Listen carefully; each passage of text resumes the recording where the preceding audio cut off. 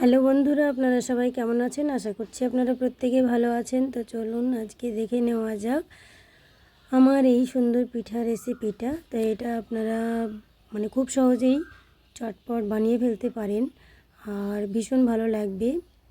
তো আমি এই পিঠাটা কিভাবে বানিয়েছি সেটাও প্রথম থেকে লাস্ট অবধি অবশ্যই দেখতে হবে, কোনো ঝামেলা ছাড়াই এটা খুব সহজেই বানানো যাবে।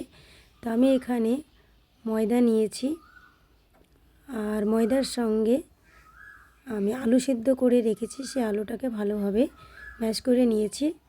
তো নেওয়ার পরে আমি এগুলো ওই ময়দার সঙ্গে মিশিয়ে দেব।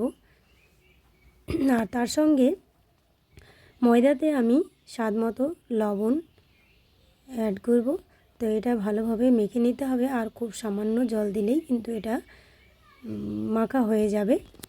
তো একটা ডো তৈরি করে নিতে হবে। তো এখানে আমি এগুলোকে সব একসঙ্গে মিশিয়ে নিচ্ছি। তো নেওয়ার পরে এবার আমি একটা ডো বানিয়ে রেখেছি। এটা দেখুন কত সুন্দর সফটি হয়েছে। আর এগুলোকে আমি ছোট ছোট করে লেচি কেটে নেব। তো আমি কিভাবে কত ছোট করে যে লেচি করছি সেটাও অবশ্য দেখতে থাকুন।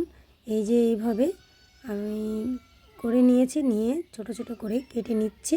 ঠিক এরমভাবে ছোট ছোট করে নিতে হবে। তো নেওয়ার পরে আমি এটাকে একটা শেপ দিয়ে নিব। তো শেপ দেওয়াটাও ভীষণ সহজ। এটা একটা এইরকম ছাকনা নিয়েছি। তো নেওয়ার পরে আমি এটাতে হালকা করে তেল মাখিয়ে নিয়েছি। নেওয়ার পরে ওই যে এগুলো ডোগুলো একটু ছোট ছোট যে লেচি কেটে রেখেছিলাম সেগুলো একটু লম্বা করে নিয়েছি। নেওয়ার পরে হালকা করে চাপ দিয়ে আমি এগুলোকে আলতো করে তুলে সাইডে রেখে দেব। তো এইভাবে আমি প্রত্যেকটা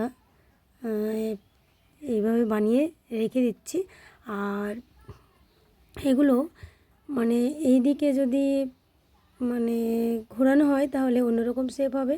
তো এক একটাই এক এক রকম শেপ আমি করিয়ে দেখাচ্ছি।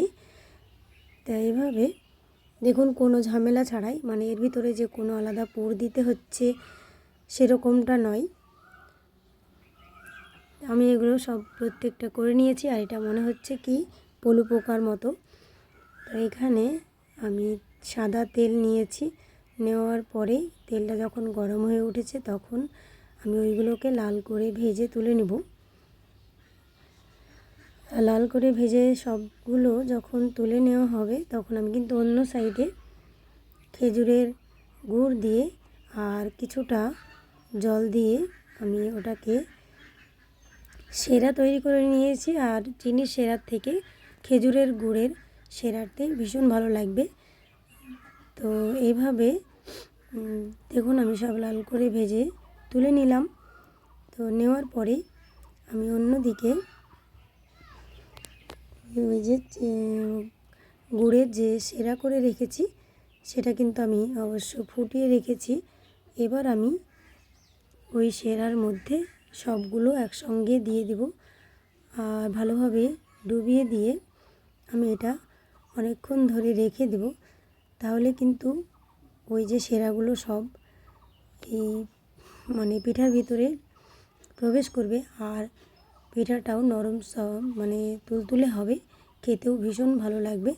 তো যদি আমার এই রান্না আমার এই পিঠা রেসিপিটা ভালো লেগে থাকে তাহলে অবশ্যই আপনারা বাড়িতে চটপট বানিয়ে ফেলতে পারেন। আর ভালো থাকবেন সবাই, আমাদের জন্য দোয়া করবেন। আর আপনারা যে প্রথম থেকে লাস্ট অবধি আমার ভিডিওটি দেখলেন তার জন্য অশেষ ধন্যবাদ রইল।